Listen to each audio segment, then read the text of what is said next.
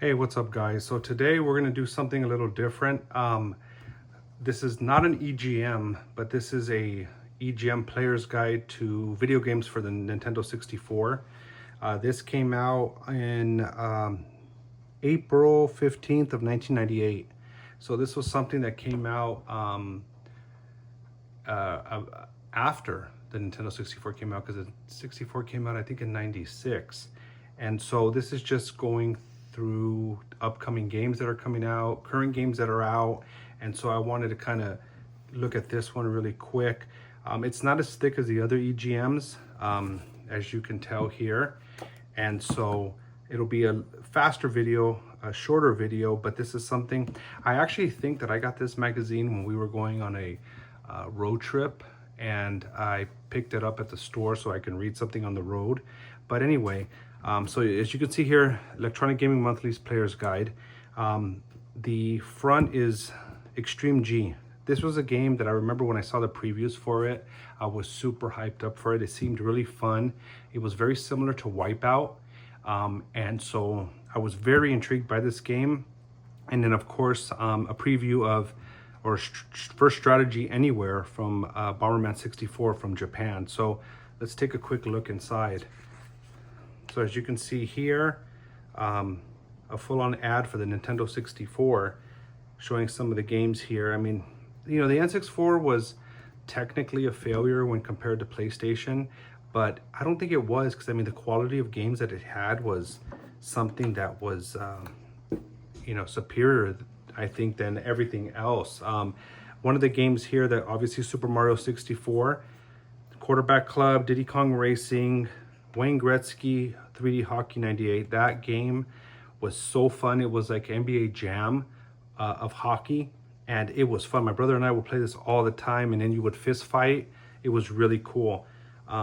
Classic Diddy Kong Racing, classic Mario. When I first saw Mario 64, we got the Nintendo 64 on release day, and when we plugged it in and we played that game, it was like, holy moly, this thing is awesome. It was, I don't know, it was exciting. It was something that we'd never seen before, and so it was something that we were really hyped up about. Shadows of the Empire, we also had. That was a fun game, Star Wars 3D game that had, you know, a character, Dash Rendar, which was somebody that I don't know was in the lore before the game. Top Gear, that was a good game. Star Fox with the Rumble Pack. Mischief Makers was a really good 2D game. And of course, Bomberman, classic GoldenEye. ISS 64 was really good, better than FIFA. Madden, compared to now, was bad, but in that time it was good to play a polygonal football game. And of course, Mario 64. This magazine, I'm a little concerned because it seems like it's gonna, you know, they're old. But anyway, San Francisco Rush, we had that game too. That was a fun arcade racer, kind of like Cruis'n USA. So 98 and beyond, I guess it's just talking about here what the future holds for Nintendo 64. Mortal Kombat Mythology Sub-Zero. I never played it. I guess it was like a adventure Mortal Kombat game, if I'm not mistaken. I don't think there was fighting, but I do remember, I think Sub-Zero was like the main character. But kind of a cool ad. Of course, an ad for EGM. WCW versus NWO World Tour. I remember when we got WrestleMania 2000 for Nintendo 64, which in my opinion, along with WWE SmackDown for PlayStation, one of the best video games ever. I mean, we would have 4-player wrestling matches. It was really, really fun. And this one came after, and I think this was an improvement on WrestleMania, if I'm not mistaken. Duke Nukem 64. And then Letter to the Editor, fogging on the N64. As you all know, the early games of N64 had a lot of fog. Turok, I believe San Francisco Rush. And so that was a story there. Latest games reviewed, special Madden 64 versus NFL Club 98. And strategies, tricks, and codes and previews. This Samsung GX TV, this seemed like such a cool TV when we were growing up. We didn't have this TV, but the fact that it was like made for video games, it had the surround sound. The only issue I always had with it was so small. It was a 13-inch. And I think we had like a 32-inch in our room. So it was like a downgrade.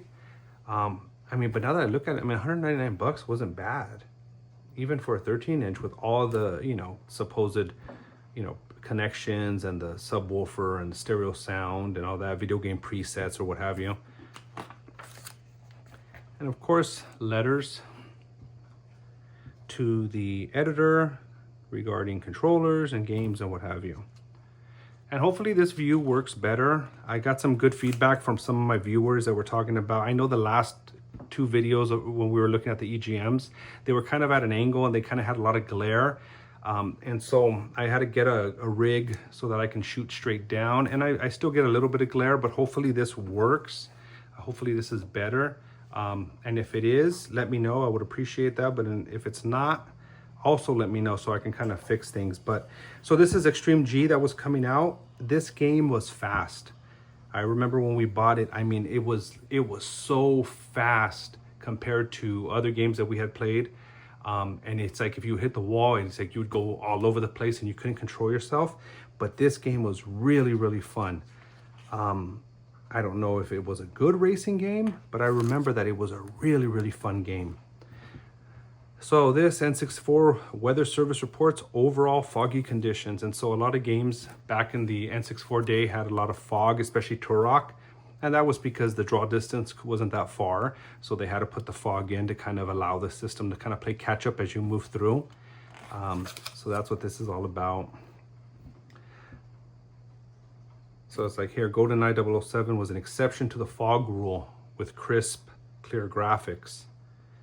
But yeah, I mean, look at, Top Gear Rally, even Wave Race, they all use fog, and that was just part of it because you avoided frame rate issues and you hid your pop-up because it was hidden behind the fog. And so here you can see Aero Fighters Assault, an ad for that. Cool game. I rented this. I never owned it, but it was really fun. The Mad Catz steering wheel. That was cool. When we would play Cruis'n USA, we would use that. And it's funny because I had it, and I had it for a short period of time, but I think I sold it to my uncle just because it was kind of like, there's not really that many games that were, that would use it. So, and so here we go, some of the reviews. Now this has different reviewers. I think they eventually started reviewing for EGM, if I'm not mistaken, but there's no Sushi X, there's no Ed, not Ed Boon, I forgot the other guy's name, but these guys were the guys that were reviewing here. So as you can see here, Bomberman 64, a 9, graphics 7, sound, gameplay, fun factor, and replay value. It was a fun game, my first Bomberman that I ever experienced, and it was fun. So with the Switch, I have a Bomberman game for Switch as well. WCW NWO World Tour, I got 6.5. Diddy Kong Racing, got a 9. And Diddy Kong was fun because it had different vehicles and it was very, very close to the quality of racing of Mario 64. But it also had that adventure mode, which was cool. The way it was kind of integrated into the game. I mean, to have a racing game that had an adventure mode was kind of new and different. Automobili Lamborghini. And I mean, think about it. I mean, these were good graphics back then. And I mean, they still look decent now, but I mean, compared to what you have now with like Gran Turismo 7 and what have you. But good graphics, I got an 8. I mean, Wheel of Fortune even got a 7.5. Aero Fighters Assault, 7.5. Well, creators of Pilot Wings, I didn't realize that. San Francisco Rush got a 7. Duke Nukem 64, which is 7.5.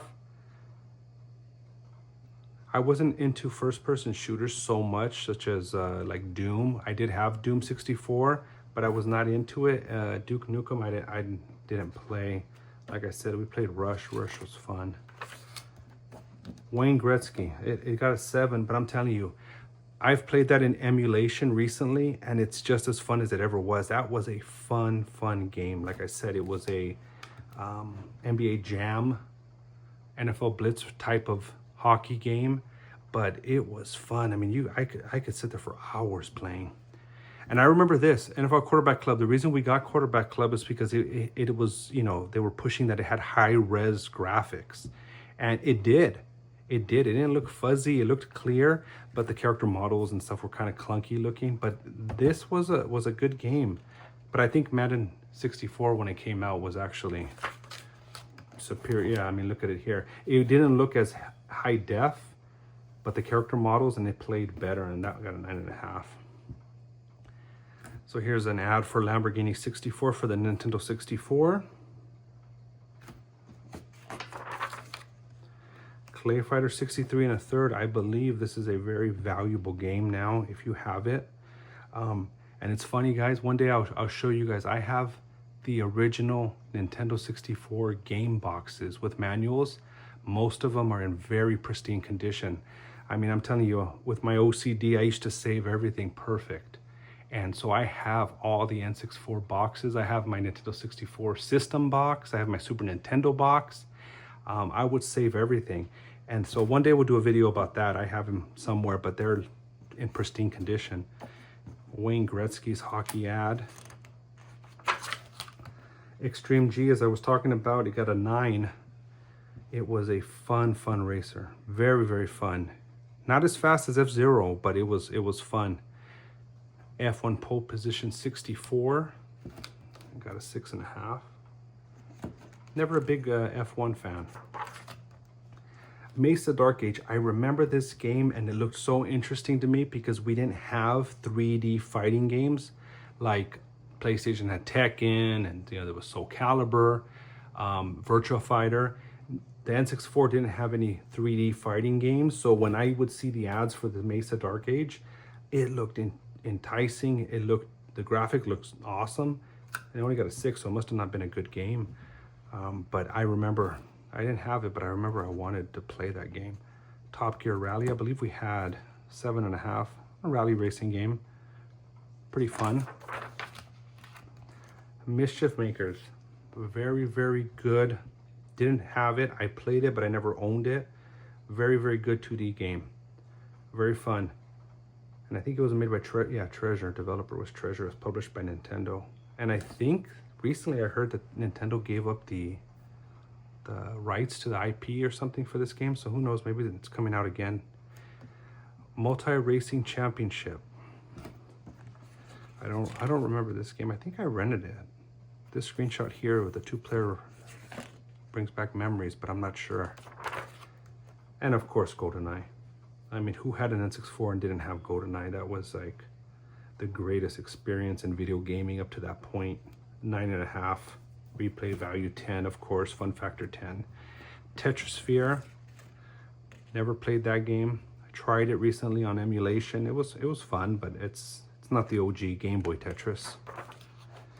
And then so they had all the N64 reviews at a glance. So if you just wanted a glance here, and the ad for Top Gear Rally. Very, very kind of cool ad. A poster on the wall. Turok. Nice 2-page ad. Really cool game. The fact that they had a shooter on the N64 with dinosaurs and kind of futuristic stuff. I mean, it was fun. Besides all the fog. Also available on Game Boy. Jeez, how'd they do that? So now this is the head-to-head of Madden 64 and NFL Quarterback Club. So, I mean, they had their positives and negatives. I mean, like I said, the head-to-head graphics. When Quarterback Club 98 screenshots were released, people couldn't believe their eyes. This is the first high-res game for the N64, and upon first glance, it looks remarkable. And that's true. The graphics did look crisper and cleaner on Quarterback Club, but like I said, the Madden gameplay, I think, is what won out eventually. Real fun games. And it's so funny because I haven't bought Madden in years. They keep on doling out the same thing, and the winner is, verdict is Madden 64. Madden recently, I mean, they just put out the same game every year. So, and so here were a couple options for controllers that were coming out. Like I mentioned in a previous video, there was a lot of manufacturers that were making third-party controllers for the N64, especially Mad Catz, Interact, Nyko. A lot of those companies are not around anymore, but they had all kinds of different models and types. I mean, the two-hand, you know, the kind of a take on the three-pronged N64 controller. And this one was supposed to be like a racing version. But, you know, I always found the N64 controller, the original one, was the best. That one always worked, and I always felt like it was our best option. So, and the Game Shark, which was basically like a Game Genie for the N64. Kind of a story here about Bomberman 64, kind of like a preview of the actual game. And like I said, this was actually the first Bomberman that I ever experienced. I never played the Super Nintendo version or a PlayStation version. This was the first one, and it was fun. And this one also had like an adventure mode, and so it was fun. Like I said, I bought it for Switch. So this is kind of always this snow level always kind of reminded me of Mario 64. So an ad for PlayStation Magazine, Parappa the Rapper. And then a preview or kind of a walkthrough for Mischief Makers. Like I said, a really fun 2D action game. Really, really fun game. So once again, I mean, it's a player's guide. They give you, you know, 6, 7, 8 pages of information, and then tricks and codes. So you have tricks and codes for Dark Rift, GoldenEye, Star Fox 64, GoldenEye 007, Hexen, a game we bought, we didn't like it, we ended up selling it, and then Mesa Dark Age and Dark Rift. Tetrasphere, Hexen, Mesa Dark Age, Multi-Racing Championship, Star Fox Extreme G, and Top Gear Rally. So you guys can screenshot this if you guys want these codes and tips. I'll move my hand out of the way if anybody's still playing N64 games. So EGM actually came out with a secondary magazine, EGM Squared or EGM 2. They weren't as thick as the EGMs. I bought a couple of them. I may have them put away. I may pull those out eventually. But previews of F-Zero, fast game, super fast game. Forsaken, WWF Warzone, Quake 64, Robotech Crystal Dreams, Nagano Winter Olympics 98, kind of like 1080 snowboarding for the Olympics. Chameleon Twist, Hybrid Heaven. Once again, this was something that I was always intrigued about. This was like our version of a Metal Gear Solid or something for N64. I didn't get a PlayStation till after. I probably got a PlayStation in 99, 98, 99. So this was kind of like preview of something that was coming up. Yoshi's Story, pretty fun game. Banjo-Kazooie, of course, really, really classic Nintendo 64 game. FIFA, Fighting Cup, NHL Breakaway 98. Aero Gauge, Jeopardy, Puyo Puyo Sun 64, and then of course the GOAT, The Legend of Zelda 64, which ended up becoming Ocarina of Time, which I was able to buy at FuncoLand, a gold cartridge. And once again, I still have that box that had that kind of hologram front cover of it, and it's in near perfect condition. Conker's Quest, now this is funny. Conker's Quest, little did they know what it would actually end up being. This seemed like such a fun little like Banjo-Kazooie Mario 64 clone, and then it ended up being Conker's Bad Fur Day, which was not Mario 64 or Banjo-Kazooie. Last Legion UX, Gex, Enter the Gecko, Earthworm Jim 3D, Gasp, Fighters in Extreme, Quest 64, Major League Baseball featuring Ken Griffey Jr. That was a fun game. I don't think we ever bought In the Zone. I think we ended up buying Courtside.